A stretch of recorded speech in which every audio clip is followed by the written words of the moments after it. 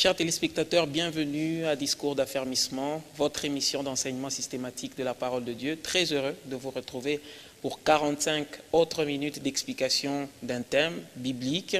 La devise de cette émission dit simplement « Connais la parole de Dieu en profondeur, pratique-la de tout ton cœur, tu accomplis ainsi sa justice ».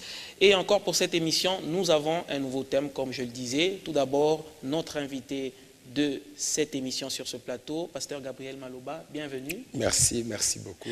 Ça fait vraiment longtemps que je vous ai reçu ici. Je suis encore honoré de vous retrouver. Vous avez un thème sur lequel nous allons partager, sur lequel vous allez nous parler pendant plusieurs numéros. Et le thème dit simplement « Acquérir la sagesse pour agir avec prudence ». Pasteur, je vais aller déjà tout droit au but. Vous mettez en similitude ou vous mettez dans une même phrase la sagesse et la prudence. Tout d'abord, pourquoi est-ce que vous avez choisi ce thème pour les téléspectateurs? Merci beaucoup Isaac. Nous disons merci au Seigneur qui nous donne encore cette opportunité. Et encore merci à tous ceux qui prennent du temps pour suivre cette émission afin que nous soyons édifiés ensemble. Et je pense que ce sont des moments importants, des moments de bénédiction que nous passons dans la présence du Seigneur. Pourquoi acquérir la sagesse et agir avec prudence? C'est au fait un thème qui me tient à cœur. Le Seigneur m'a mis à cœur de partager cela avec les frères et les sœurs, tout simplement parce que il y a deux aspects importants que nous devons ressortir. D'abord la sagesse et ensuite la prudence. La sagesse, je ne vais pas entrer dans les significations grammaticales et tout ça littéraire. J'aimerais tout simplement dire que la sagesse, c'est au fait le fait de marcher avec la pensée de Dieu, agir selon la pensée de Dieu et pouvoir se comporter comme tel.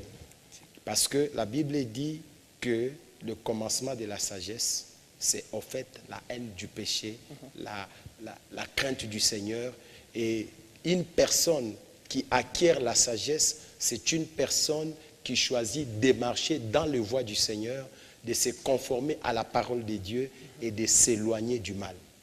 Tandis que la prudence, c'est tout simplement cette attitude préventive. Quelqu'un qui est prudent, c'est quelqu'un qui juge à l'avance ses actes et les conséquences que ça peut donner. C'est quelqu'un qui essaye de prévenir certaines choses. Alors, dans le contenu de ce partage que nous allons faire, ça dépendra de la manière dont le Seigneur va nous conduire et aussi peut-être des questions qui pourront venir. Exact. Nous voulons au fait ressortir un aspect important. Quand quelqu'un n'est pas sage, il peut se détruire lui-même. Quand quelqu'un n'a pas la sagesse, il peut poser certains actes qui peuvent causer sa propre destruction. Il peut croire que ce sont les autres, mais en réalité, c'est lui-même qui en est la cause. Alors, dans la parole de Dieu, il y a certains principes que le Seigneur a posés. Il y a certaines lignes de conduite que le Seigneur a tracées. Quand vous les suivez, vous expérimentez le bonheur, vous expérimentez la victoire et vous voyez l'épanouissement dans votre vie. Et je ne pense pas qu'il y ait quelqu'un sur cette terre, même ceux qui nous suivent et les autres encore plus, il n'y a personne qui aime échouer. Tout le monde désire le succès. Tout le monde désire la victoire. Tout le monde désire le bonheur. Mais le bonheur a un prix. Le bonheur a un chemin. Le Seigneur a tracé un chemin. Si tu veux expérimenter le bonheur, marche dans la sagesse. Alors nous disons acquérir la sagesse parce que quelqu'un peut ne pas avoir la sagesse, mais au travers de cette émission, cela peut être une opportunité pour lui pour qu'il comprenne qu'est-ce que la sagesse et comment se conduire dans cette sagesse-là. Et quand tu as cette sagesse, ça va maintenant te pousser à agir avec prudence. C'est-à-dire, quand je vais poser un acte, je dois savoir quelles sont les conséquences. Est-ce que c'est bénéfique ou alors ça va me créer des problèmes? Si je connais que ça va me créer des problèmes, par prudence, j'évite de les faire. Et la parole de Dieu est claire là-dessus. Voilà plus ou moins les chemins sur lesquels nous allons marcher ensemble, avec l'aide du Saint-Esprit, nous pensons qu'au fur et à mesure que nous avancerons, il y a beaucoup de lumières qui vont jaillir au travers de la parole de Dieu pour que nous sachions acquérir la sagesse et agir avec prudence. Voilà, je crois que les bases sont posées. Je rappelle que le dernier thème que nous avons traité avec vous parlait des défis de l'Église au temps de la fin. Il y avait des conseils dans le sens de comment passer ces moments. Et aujourd'hui, vous nous parlez de la sagesse pour agir avec prudence. Et je retiens dans cette définition que la sagesse se rapporte aux voies de Dieu, tout simplement. Oui.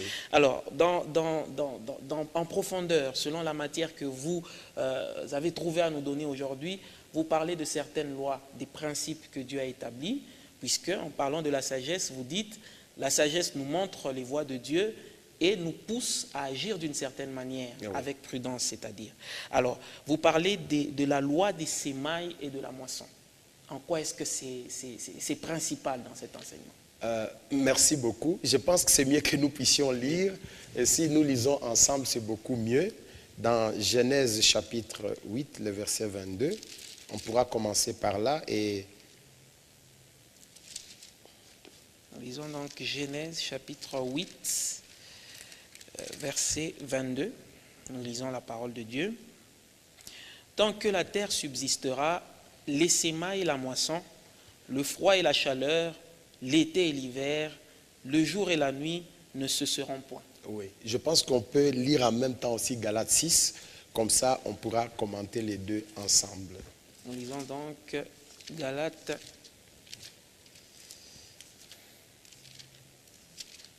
7 à 10.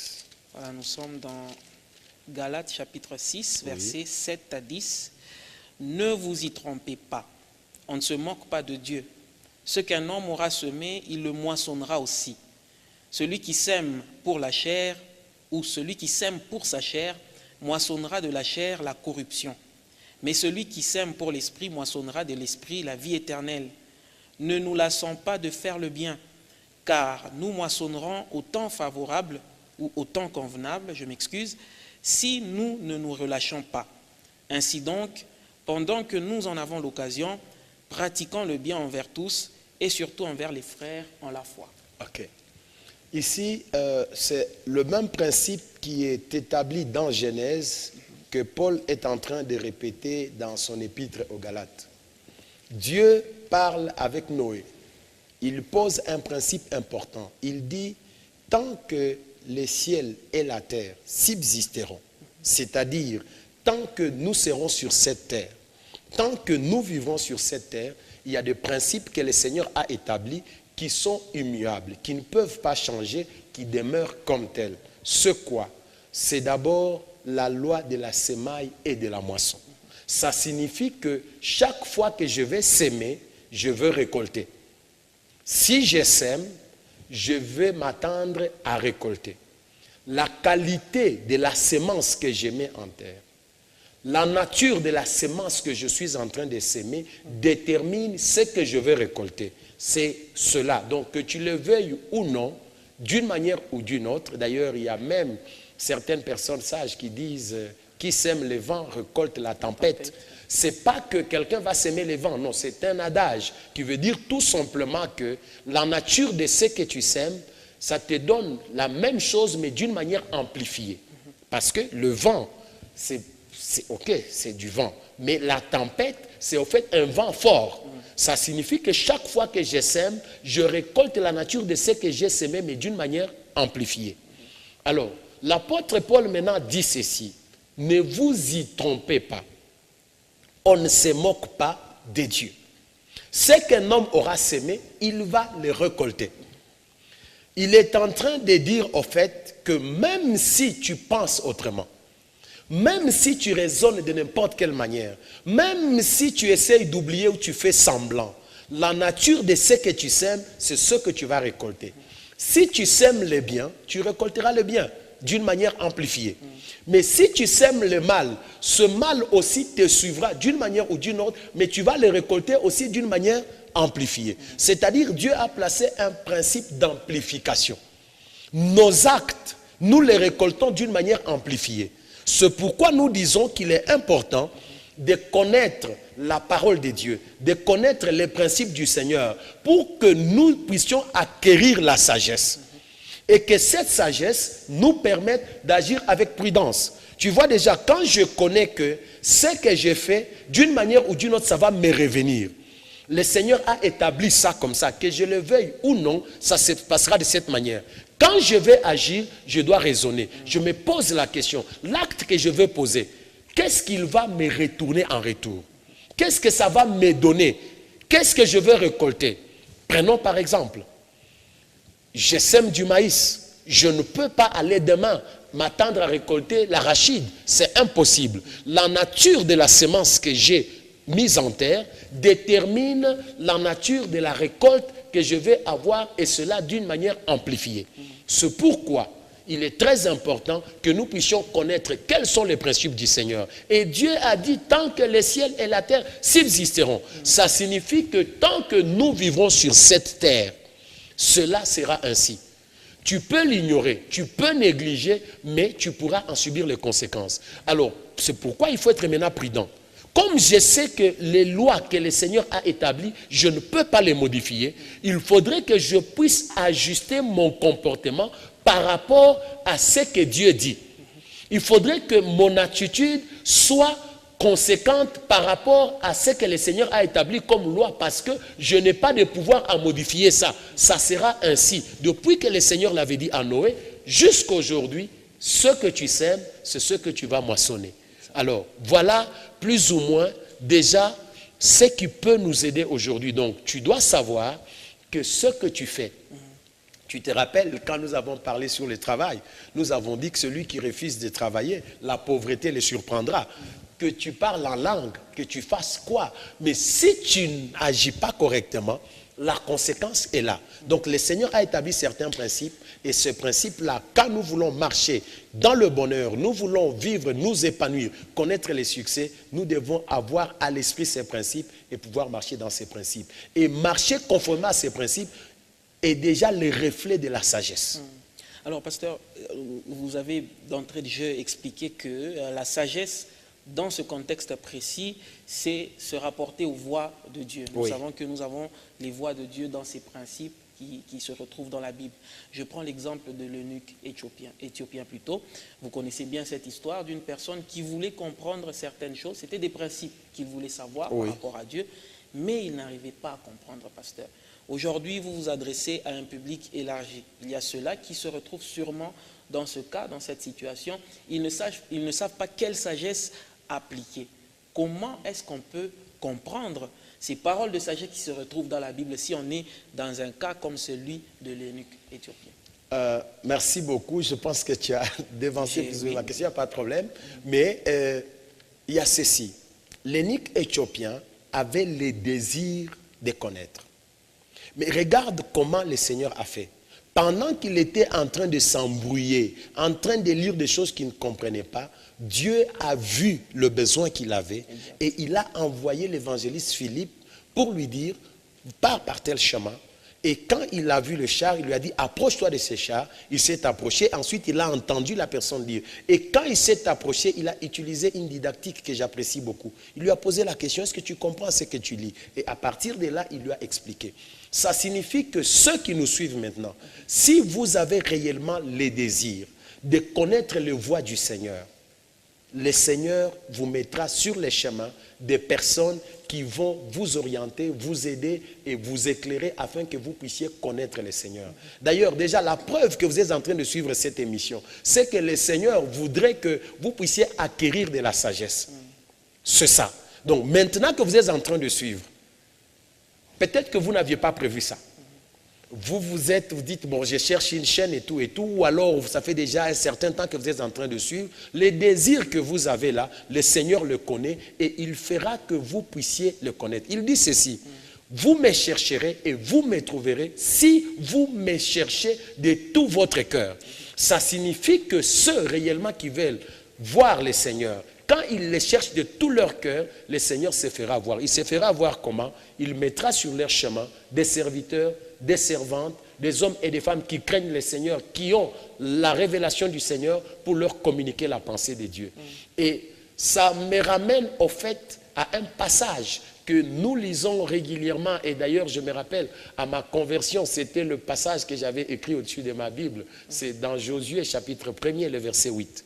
Je ne sais pas si nous pouvons lire ça. Oui. Comme ça, ça pourra nous éclairer.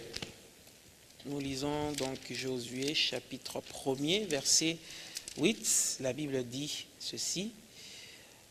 Josué, chapitre 1, verset 8. Nous lisons. Que ce livre de la loi ne s'éloigne point de ta bouche. Médite-le jour et nuit pour agir fidèlement selon tout ce qui y est écrit. Car c'est alors que tu auras du succès dans tes entreprises, c'est alors que tu réussiras. Oui, tu peux même t'arrêter là. Que ce livre de la loi ne s'éloigne point de ta bouche. Médite-le jour et nuit, afin d'agir fidèlement selon tout ce qui est écrit. C'est alors que tu auras du succès dans tes entreprises, dans tout ce que tu vas entreprendre, c'est alors que tu réussiras. Ici, j'aimerais que nous puissions nous arrêter un petit instant. Ça signifie quoi? Dieu est en train de donner les secrets de la réussite à Josué. Josué, c'est un jeune homme qui a marché avec Moïse, qui était à ses pieds. Il a vu comment Moïse conduisait le peuple d'Israël. C'est-à-dire, c'est quelqu'un qui était habitué au fait aux choses de Dieu. C'est quelqu'un qui était habitué à être dans la présence du Seigneur. Il passait tout son temps là. Mais ça m'étonne que le Seigneur, pour lui donner les bases solides de sa réussite et de sa victoire, pour réussir dans la mission qu'il avait, le Seigneur lui dit que ce livre de la loi ne s'éloigne point de ta bouche. En d'autres termes, sois en train de déclarer toujours les paroles de ce livre. Et il dit, médite-le jour et nuit. Aujourd'hui, les chrétiens, nous faisons vraiment le contraire de cela. Nous avons des chrétiens qui ne lisent jamais la Bible. Et même pendant que nous parlons, il y en a qui ne lisent jamais la Bible. Ils sont là, peut-être qu'ils n'ont même pas de Bible. Un jour, je me rappelle, je parlais à l'église, je me dis, mais ça fait une honte de te voir que tu es un chrétien, ça fait une année dans l'église, tu n'as même pas une Bible. Ça fait 2 ans, 3 ans, tu es dans l'église, mais tu n'as même pas de Bible. Et même si tu as cette Bible-là, tu ne la lis pas. Comment vas-tu reconnaître ou comment vas-tu recevoir les instructions de Dieu? Comment vas-tu connaître la volonté du Seigneur? Comment vas-tu recevoir son orientation? Oh, le Seigneur nous parle au travers de sa parole. Mais comment vas-tu l'écouter? C'est-à-dire que tu as restreint un moyen important par lequel le Seigneur peut communiquer avec toi. Et il dit que ce livre de la loi ne s'éloigne pas. Médite-le jour et nuit. Quand tu as médité, ça ne suffit pas. Il dit maintenant, afin d'agir fidèlement selon ce qui est écrit. Donc il y a un engagement. Tu me comprends très bien. Donc ça signifie qu'il y a un engagement que le lecteur doit prendre. Je ne m'arrête pas à lire. Non. Je lis et ensuite je prends l'engagement d'agir fidèlement. C'est là qu'il y a la prudence. Quand je lis, je reçois la sagesse. Et cette sagesse-là me pousse à l'action avec prudence. Agir fidèlement selon tout ce qui est écrit. Et la conséquence, c'est quoi? C'est alors que tu réussiras dans tes entreprises et tu auras du succès. Il y a des gens qui aiment réussir dans la vie. Il y a des gens qui aiment avoir du succès. Mais le secret est là. C'est pourquoi, dans l'une de nos émissions, je t'ai dit que je ne connais pas un seul problème de la vie sociétale qui n'est pas réglé par la Bible. Je n'en connais pas. Jusqu'à aujourd'hui, je n'en ai pas encore trouvé. Si quelqu'un croit qu'il y a un problème qui n'a pas de solution dans la Bible, c'est que tout simplement, il n'a pas de révélation. C'est pourquoi Dieu dit à Josué, Josué, les secrets. Si tu veux réussir, lis la Bible, médite, réfléchis profondément sur la parole de Dieu. Et quand on médite, c'est différent de la lecture simple. Et quand on lit avec un engagement pour agir, ça devient différent. Il y a des gens qui lisent la Bible comme un journal, comme un roman. Non, je dois méditer. En d'autres termes, et je me rappelle quand, dans ma jeunesse chrétienne, c'est-à-dire quand je me convertissais encore, on nous avait donné toute une série de questions. C'est-à-dire, on nous dit que lire la Bible et méditer, ce sont deux choses différentes. Alors, quand tu médites, il y a plusieurs questions que tu dois te poser. Et chaque fois que tu réponds à chacune de ces questions-là, ça ouvre encore ton intelligence pour mieux comprendre. De qui parle-t-on? Il y a combien de personnages dans ce passage? Y a-t-il un message à retenir pour moi? À partir de ce message, y a-t-il un comportement que je dois changer? Quand je lis ce message, qu'est-ce que le Saint-Esprit me communique? Y a-t-il une habitude à délaisser? Y a-t-il une habitude à réconforter? Est-ce que par rapport à mon entourage, ce message me pousse à faire quoi? Tu vois, quand je me pose toutes ces questions, ça me pousse à l'action. Et c'est ainsi que Dieu dit à Josué, rentre dans mes principes. Si tu es dans mes principes, tu vas réussir. Je m'aimerais te dire, si tu n'es pas dans les principes de Dieu, si tu n'acquiers pas la sagesse et si tu n'agis pas avec prudence, ce que tu crois être une réussite aujourd'hui, c'est au fait un échec. Ce que tu crois être un succès aujourd'hui, c'est au fait un désastre total, c'est la catastrophe. Alors, nous allons le démontrer au fur et à mesure que tout celui qui ne marche pas dans les principes du Seigneur, au fait, même s'il croit réussir, même s'il croit gagner, c'est au fait un semblant. C'est au fait une illusion. Je peux même aller plus loin. C'est même une hallucination. C'est-à-dire quelque chose qui n'existe pas, toi tu crois que tu l'as. Parce qu'en réalité, les principes du Seigneur, si nous les respectons, c'est alors qu'il y a la réussite, c'est alors qu'il y a les succès. Il y a des gens qui, au fait, pensent qu'ils ont de l'argent, mais ils n'en ont pas. Il y a des gens qui pensent qu'ils ont investi, mais en réalité, ils n'ont pas investi.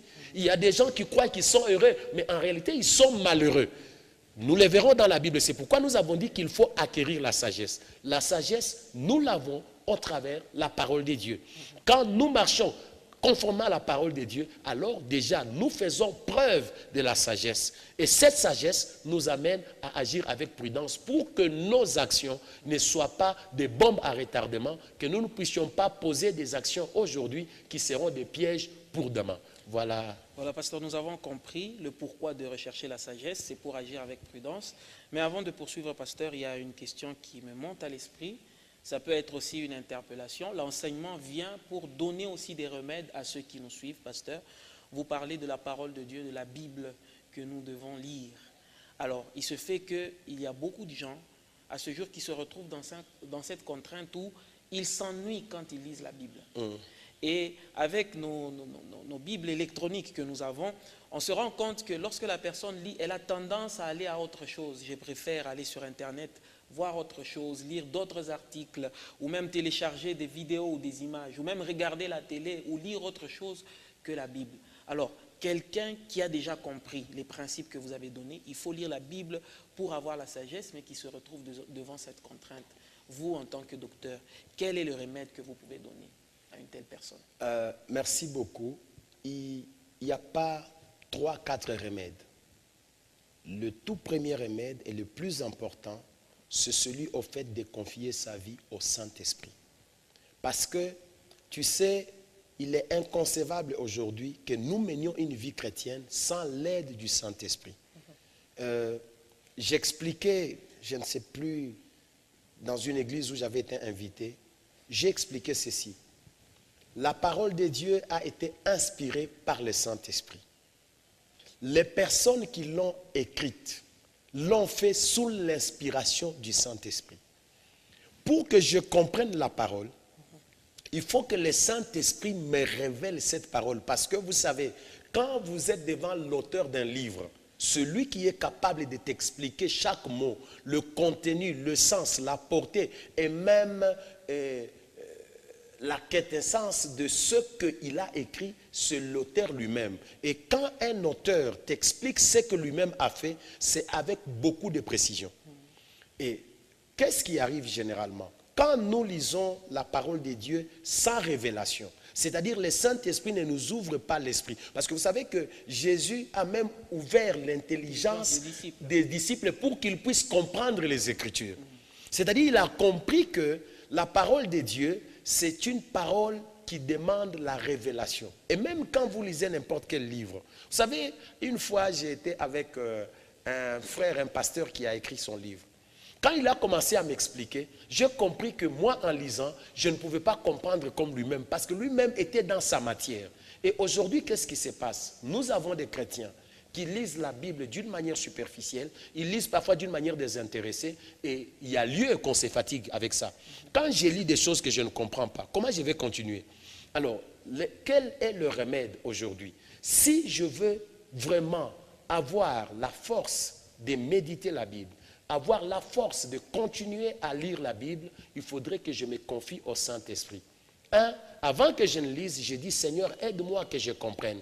C'est ta parole, c'est toi qui as révélé cette parole, c'est toi qui as communiqué cette parole. Ouvre mon intelligence, donne-moi la capacité de saisir la révélation. Il y a les paroles qui sont écrites, mais il y a la révélation que le Seigneur donne. Alors, j'ai besoin de cette révélation. Il m'arrive à un certain moment, quand je suis en train de lire la Bible, je n'ai pas envie d'arrêter. Tellement qu'il y a des choses. C'est ainsi que il y a des frères, je pense, qui se retrouvent dans les mêmes cas. Tu peux trouver que dans ma Bible, j'ai déjà écrit des choses, donc j'ai souligné, j'ai écrit, j'ai annoté à côté. Pourquoi? Tellement que quand je suis en train de lire, le Seigneur m'ouvre l'intelligence, je n'ai pas envie d'arrêter. Parce que le Seigneur est en train de me communiquer des choses. Donc j'ai soif de lire. Je sens que je suis en train de communiquer avec mon Créateur. Je sens que je suis en train de communiquer avec mon Père. Je sens que je suis en train de communiquer avec mon Maître. Et en ce moment-là, ça me donne envie de lire. Mais si je ne comprends pas, c'est très facile que je puisse fermer. C'est pour ça d'ailleurs, il y a plusieurs, quand il prend sa Bible, il est en train de lire, puis il s'endort. La Bible tombe là et tout et tout. Pourquoi? Parce qu'il n'est pas connecté. Mais quand nous prions le Seigneur, le Saint-Esprit va nous ouvrir l'intelligence et lire la Bible, ça ne sera pas un fardeau pour nous. Au contraire, ça sera même, nous aurons soif. Quand je n'ai pas lu, je sens qu'il y a quelque chose qui me manque. Et c'est au fait ça aujourd'hui qui crée des problèmes au niveau des chrétiens. C'est parce que nous voulons lire comme un roman, comme un livre quelconque, mais le Saint-Esprit peut nous aider par rapport à ça. Et quand nous nous confions à lui, il est là, il nous prend en charge. La Bible dit, il vous soutiendra. C'est le paraclet, il est le soutien, il est l'aide, il vient, il connaît. Dieu sait que nous avons des faiblesses. Dieu sait que nous avons certaines limites. Dieu sait que parfois, la compréhension, nous ne l'avons pas. Et le Saint-Esprit vient, il nous ouvre l'intelligence, nous saisissons la parole de Dieu. Et aussi, nous pouvons consulter ceux qui nous ont précédés. Nous voyons dans le cas que tu as évoqué, d'ailleurs, je pense que tu as été inspiré. L'eunuque, lui, n'a pas compris par lui-même. Mais il y a eu quelqu'un que le Seigneur a envoyé. Le Seigneur peut l'envoyer, mais nous pouvons aussi le solliciter. Je peux dire, mon frère, est-ce que je peux partager avec vous la parole de Dieu? Ça manque aujourd'hui. Ça manque aujourd'hui aux chrétiens. Non, on n'a pas le temps de partager la parole. Vous trouvez que les chrétiens, ils sont ensemble, ils parlent autre chose, ils parlent match, ils parlent ceci, ils parlent cela. Et pourtant, des moments comme ça, quand nous nous retrouvons ensemble, nous pouvons partager la parole de Dieu. Mon frère, écoute un peu tel passage. Je l'ai lu comme ceci. Pasteur, aujourd'hui, combien de chrétiens appellent leur pasteur pour leur demander s'ils n'ont pas compris un passage biblique? C'est rare, c'est à peine qu'il y en ait. C'est trop rare. Et parfois même, tu as suivi une prédication, tu n'as pas compris quelque chose. Est-ce que tu prends le temps de venir vers le berger, vers les responsables de la cellule, pour lui poser la question? Écoutez, on a enseigné ceci. J'étais en train de méditer ça. À tel endroit, je n'ai pas compris. C'est rare. Nous devons nous référer à ceux qui nous ont précédés, ceux à qui Dieu a fait grâce de comprendre les Écritures pour qu'ils nous aident dans la compréhension, et c'est très important. Et moi, souvent, ça m'a fait plaisir. Ça me fait plaisir quand je vois un frère qui m'appelle, une sœur, non, pasteur, j'étais en train de lire un passage, je n'ai pas compris ici. Comment la Bible dit ceci, ensuite ça dit cela? Ah, je comprends que cette personne a soif d'écouter la parole, cette personne a soif de comprendre la parole. Ça signifie que cette personne est dans un exercice personnel déjà de compréhension de la parole, et il faut l'aider, et on prend du temps, on le fait, et c'est très important. Quand vous avez des chrétiens comme ça, ils les encouragent. Donc vous comprenez qu'ils ont déjà le souci de se connecter au trône au travers de la méditation de la parole de Dieu. Voilà, pasteur, vous avez établi le fondement. Le principe est simple, il s'énonce dans la loi des semailles et de la moisson. Et à ce jour, nous comprenons que la sagesse se rapporte donc aux voies que Dieu a déjà établies. Alors très rapidement, dans la quinzaine de minutes qui nous restent, vous avez évoqué dans la deuxième partie certaines attitudes qui se posent pour des gens qui prétendent que ce qu'ils font comme action, c'est ça la sagesse. Vous nous avez poussé dans un chapitre en Isaïe où on parle de différentes catégories de personnes qui font certaines choses Mais en fait, ils pensent que c'est la vraie voie qu'ils sont en train de suivre au moment où ils se détournent, pasteur. Est-ce que vous pouvez très rapidement, dans la quinzaine de minutes, nous étaler un peu cette matière? Tu permets qu'on lise le psaume chapitre 1er. C'est un passage que j'aime beaucoup et à partir du premier verset. Nous sommes donc dans Psaume chapitre 1. Psaume chapitre 1er, à partir du premier verset. Jusqu'au 4e. De 1 à 4, nous lisons. Heureux l'homme qui ne marche pas selon le conseil des méchants, qui ne s'arrête pas sur la voie des pécheurs et qui ne s'assied pas en compagnie des moqueurs, mais qui trouve son plaisir dans la loi de l'Éternel et qui la médite jour et nuit. Il est comme un arbre planté près d'un courant d'eau qui donne son fruit en sa saison et dont le feuillage ne se flétrit point. Tout ce qu'il fait lui réussit. Il n'en est pas ainsi des méchants. Ils sont comme la paille que le vent dissipe. Oui. Heureux l'homme qui ne marche pas selon le conseil de méchants, qui ne s'arrête pas sur la voie des pécheurs et qui ne s'assied pas en compagnie de moqueurs. Ici, on est en train de donner un processus. La personne marche, s'arrête et s'assoit. En fait, quand quelqu'un dévie de la voie du Seigneur, ça ne vient pas d'un coup comme ça. Il commence d'abord par suivre le chemin, ensuite il s'arrête et puis il s'assied totalement. Alors on dit heureux l'homme qui n'est pas dans cette voie-là. Il ne marche pas selon le conseil de méchants. Il ne s'assied pas, il ne s'arrête pas. Mais il trouve son plaisir dans la loi de l'Éternel et il la médite jour et nuit. Nous rentrons à ce que l'Éternel a dit à qui? À Josué. Médite-la jour et nuit. Alors on dit il est comme un arbre planté près d'un courant d'eau. Le feuillage ne flétrit pas. Il donne le fruit en sa saison. Tout ce qu'il fait lui réussit. Si tu veux réussir, attache-toi à la parole de Dieu. Éloigne-toi de certaines choses. Ça signifie quoi? Quand je ne marche pas selon le conseil des méchants, quand je ne m'arrête pas sur la voie des pécheurs et que je ne m'assieds pas en compagnie de moqueurs, ce sont des attitudes de sagesse. Ce sont des attitudes de prudence. Quand je le fais, je me préserve de certaines conséquences. Et ce que je fais qui est contraire à ça, c'est-à-dire quand je médite la parole, je la médite jour et nuit, je me mets dans les dispositions de réussir. Je me mets dans les dispositions de succès. Je me mets dans les dispositions de la gloire. Aujourd'hui, nous avons des gens qui veulent réussir tout en faisant le contraire de ce que le Seigneur a demandé. C'est un peu comme quelqu'un qui veut moissonner quand il n'a pas sémé. Ça n'a pas de sens. Dieu a dit, tu moissonneras après avoir sémé. Alors il dit qu'il n'en est pas ainsi des méchants. Ils sont comme de la paille que le vent dissipe. C'est-à-dire, en d'autres termes, quand tu fais ce qui est contraire, tu seras emporté par le vent. Alors, il faudrait que nous nous mettions à l'esprit le principe du succès, le principe de la réussite. Et j'aimerais, avant que nous puissions passer à un autre passage, lire d'abord Proverbe 14, 8. Et en ce moment-là, nous pourrons parler de quelques attitudes. Alors nous lisons Proverbe chapitre 14, verset 8. Je rappelle pour ceux qui n'ont pas leur Bible que nous lisons dans la version Louis II. Proverbe chapitre 14, verset 8. La sagesse de l'homme prudent, c'est l'intelligence de sa voix. La folie des insensés, c'est la tromperie.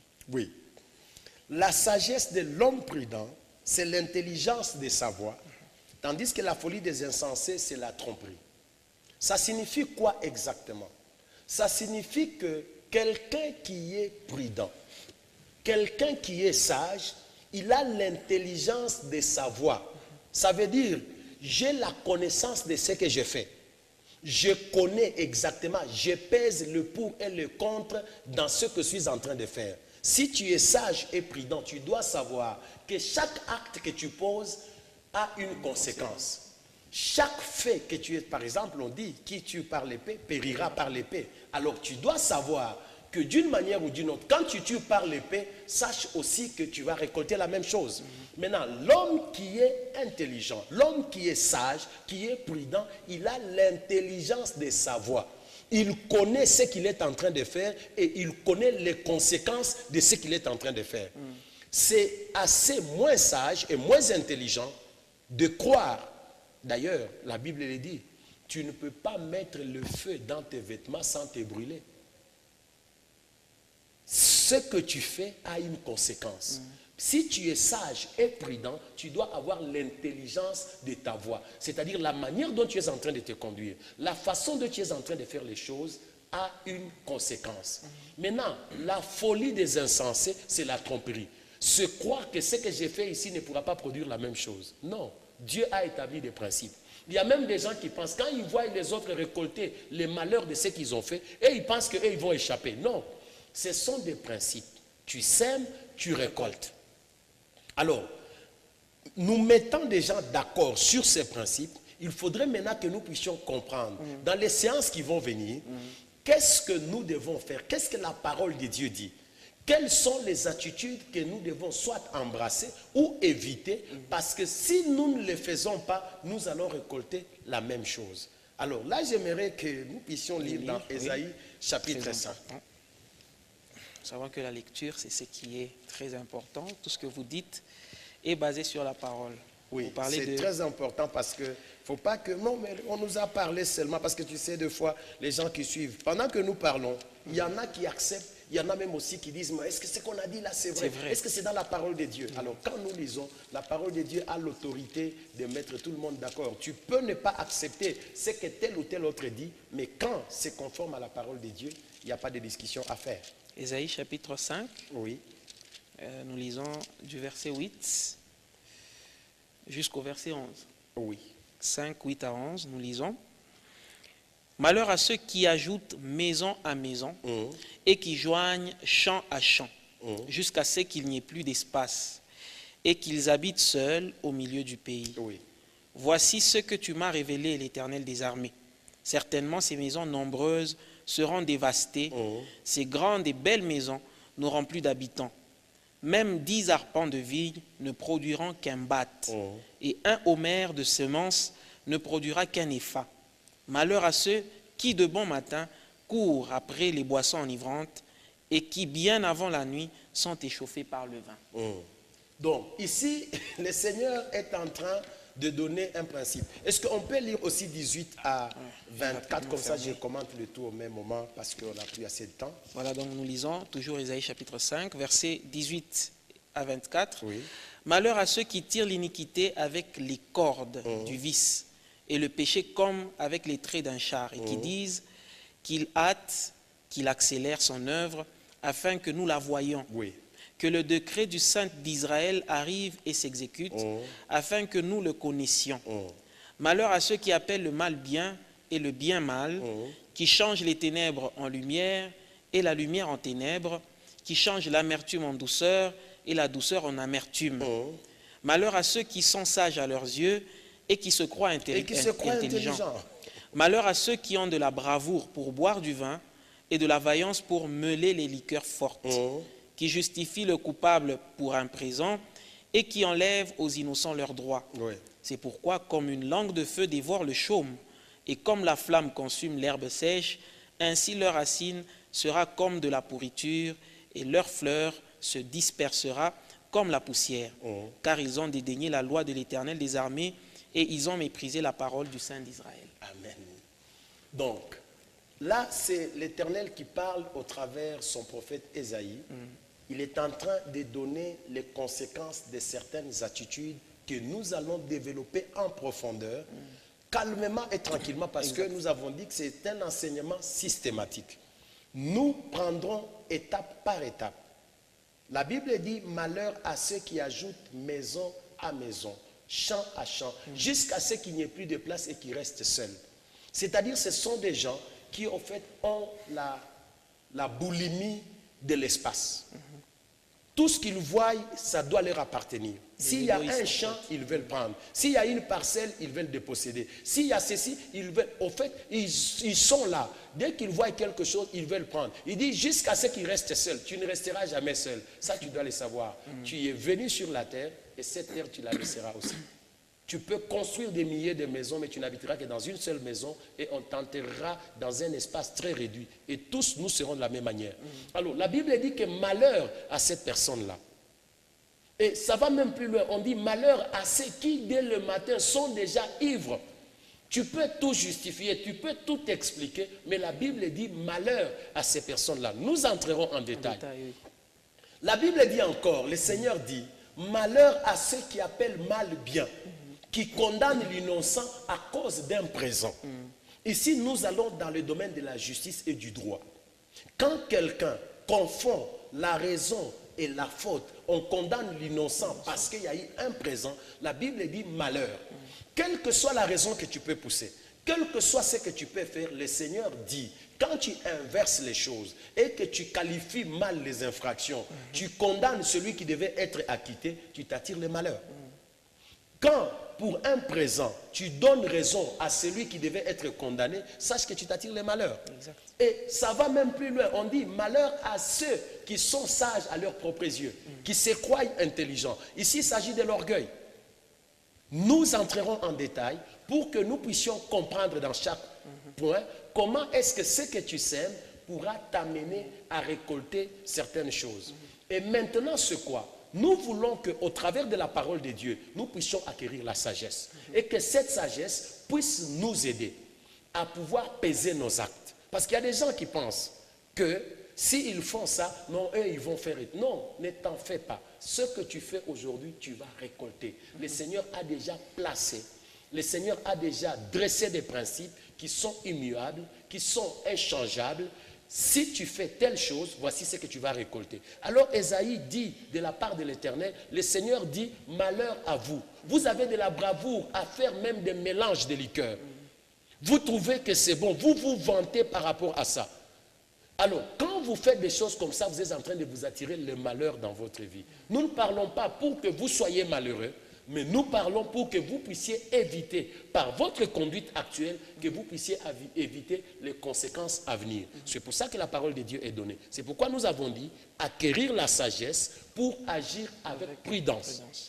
Voilà, pasteur, très rapidement, parce que c'est un enseignement, il y a un public. Je suis sûr que parmi les téléspectateurs qui nous suivent, il y a ceux-là qui se sont reconnus avoir sémé de mauvaises choses et qui ont sûrement l'intention de repentance, pasteur. Nous savons que Dieu a donné cette grâce. Dieu est là pour réparer des vies, pour ramener sur les voies, pour sauver ceux qui étaient destinés à la perdition. Oui. Alors, pasteur, quelle parole est-ce que vous pouvez avoir pour eux? Puisqu'à la fin, nous allons finir par une prière que vous allez faire aussi en faveur de ces personnes qui se sont reconnues dans ces fautes, et même ceux qui n'ont pas encore reconnu, pour que Dieu les aide à voir et à considérer les choses telles qu'ils doivent être. Merci beaucoup. Je pense que tu es dans la ligne droite de l'objectif de ce thème. Ce n'est pas au fait pour condamner une personne, mais c'est au fait interpeller pour que ceux qui ont déjà commis des erreurs reviennent sur le droit chemin. L'Éternel dit, si le méchant se répand et qu'il abandonne sa mauvaise voie, il sera pardonné. Et c'est aussi pour prévenir, la prévention, la prudence, pour que ceux qui n'ont pas encore commis ces actes, qu'ils ne puissent pas les commettre. Tu vois, un homme averti en vaut deux, dit-on. Ça signifie que si toi tu te retrouves actuellement, tu as déjà ajouté maison à maison, tu as ajouté champ à champ, jusqu'à ce que tu penses qu'il n'y a que toi qui dois avoir de la place. Non. Il faudrait que tu reviennes sur le bon sens, que tu reviennes au bon sens et que tu puisses corriger les erreurs que tu as faites. Le Seigneur va te recevoir. C'est pour ça d'ailleurs que ce message est annoncé. C'est pour que ceux qui se sont égarés, ceux qui ont confondu, ils ont pris le mal, ils ont dit que c'était le bien c'était le mal. Vous avez condamné des innocents. À ce moment-là, il faut revenir, il faut corriger ces erreurs-là, de telle manière que le Seigneur puisse nous assister. Et c'est ça notre souhait. Si, au travers de ces messages, ne fût-ce qu'une personne qui avait déjà abandonné la méditation de la parole, si, au travers de ces messages, ne fût-ce qu'une personne qui avait déjà négligé la valeur de la parole de Dieu, ne suit plus les enseignements, il ne médite plus la parole, il ne fait plus de partage, cette personne rentre pour recevoir la sagesse qui vient de la parole de Dieu et se conduire avec prudence. Nous dirons merci au Seigneur parce que c'est ça que le Seigneur voudrait atteindre avec nous au travers de cette émission. Voilà, pasteur, avant de terminer, une prière en faveur de ces personnes qui se retrouvent aujourd'hui dans des situations où ils ont sémé, ils ont posé des actes qui peuvent être nuisibles pour eux. Nous savons que le ciel est ouvert pour eux. Dans cette émission, juste une prière en leur faveur. Nous allons prier, nous allons recommander tout cela. Éternel, nous te disons merci parce que tu as permis que nous puissions parler et partager avec les frères et les sœurs. Notre prière, c'est que tout celui qui a écouté cette parole, qu'il reçoive la part qui les concerne et qu'il puisse en ce moment prendre la décision de revenir vers toi. Je prie pour tous ceux cœurs qui ont pris la détermination de revenir à toi parce qu'ils ont compris qu'ils s'étaient égarés. Seigneur, accueille-le, pardonne, car tu ne rejettes jamais ceux qui reviennent à toi. Et donne la force afin qu'ils ne reviennent pas dans ces mêmes erreurs. Parce que la sagesse, c'est la crainte de ton nom. C'est la haine du péché. Que mon frère et ma sœur marchent conformément à ta parole. Et donne aussi la capacité d'agir avec prudence et discernement. Pour que nos actes, les actes de mon frère et de ma sœur, ne puissent pas l'engouffrer, l'amener dans des choses mauvaises, l'amener dans la destruction, mais qu'il puisse se comporter d'une manière correcte afin de prévenir tout ce qui est mauvais et pouvoir expérimenter ta grâce et ta bénédiction. Dans le nom de Jésus, nous avons ainsi prié. Amen. Amen. Merci pasteur, merci d'avoir accepté notre invitation et pour ce thème. Donc nous allons nous retrouver dans un prochain discours d'affermissement pour aller en profondeur sur ces principes importants plutôt aussi pour les téléspectateurs. Merci à vous de nous avoir suivis, vous nous suivez sur nos chaînes partenaires. Je vous signale que vos questions peuvent être posées sur notre page Facebook. Les liens se trouvent déjà au bas de votre petit écran. Donc vous pouvez nous envoyer vos questions et nous vous avions promis un numéro spécial où nous allons recevoir le pasteur sur toutes les questions que vous posez. Nous les notons déjà. Ne vous en faites pas, le numéro viendra. Merci pour votre fidélité. Nous nous retrouvons pour un nouveau discours d'affermissement. Ça sera avec le même et réel plaisir. Au revoir.